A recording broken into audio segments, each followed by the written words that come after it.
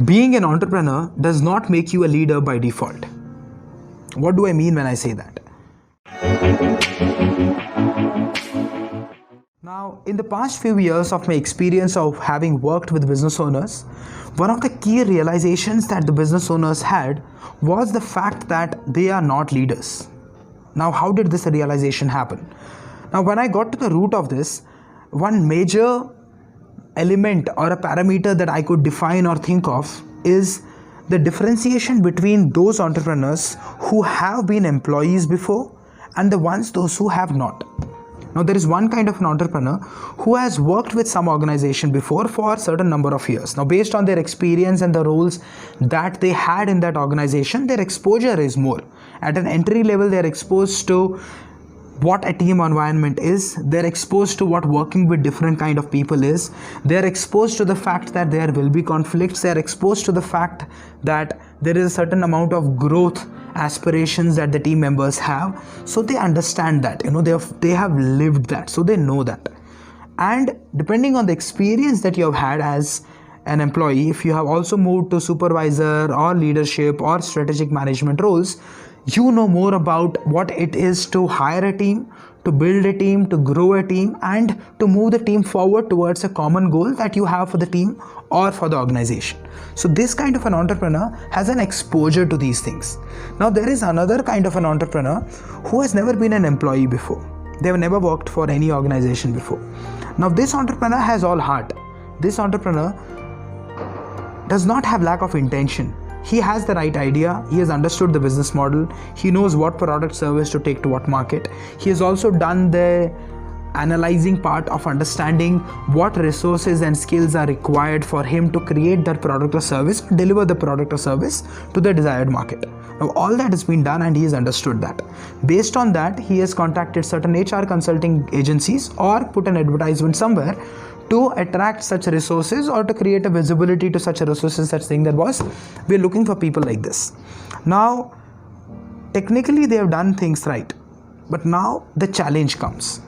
Now, since they have never been exposed to the world of an employee, they do not understand what being an employee is, what an aspiration of an employee is, and what the journey is that an employee desires to go through or should go through in an organization. They do not understand this. There is capital that they have to create or rent a space for office. The furniture is set, everything is great. They create an ambience that looks amazing. A designer is hired. It's all beautiful. But what is missing is that skill, that mindset, that entire ability to manage people, right from hiring to building their capability, building their strengths, working on their opportunities, and building that environment and culture of a team that works like a force and moves the entire organization forward. Now, the challenge here is that this person who has been an employee and depending upon their experience understands the dynamics to at least at level 1 or at a level 10 based on what experience they have had. So he or she knows at least what to do. Their ability may still not be great, but at least the awareness and the experience is of having seen it or been there and done that. But this kind of a entrepreneur or business owner does not have that exposure at all. They only understand, and this is where I have seen the maximum disappointment, that my employees do not show that kind of ownership and commitment that I do. Now, it's important for you to understand that you are a business owner. You have a lot at stake that you have put for this business to grow and to actually become a business. You have a lot of stake when it comes to the returns that will come your way based on the investment that you have made. That is why your ownership and commitment is high. That will not be true for an employee.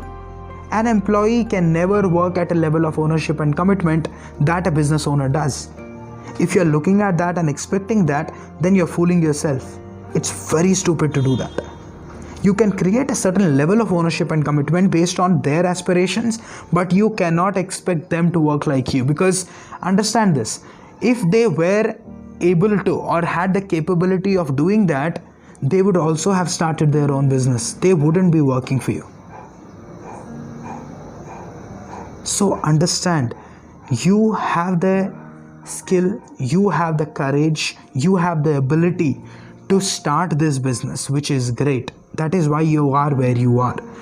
But to hire a team, to build a team, to grow a team, and create that force that's moving towards a common goal, it's a different skill set altogether. And that skill set and that group of skills is called leadership. Leadership is what you need to learn. Leadership is what you need to understand, because it's a journey of becoming a very different person from who you are today. It does not come as a freebie with being an entrepreneur. It needs to be earned. It needs to be created. And most importantly, once you have it, it needs to be valued.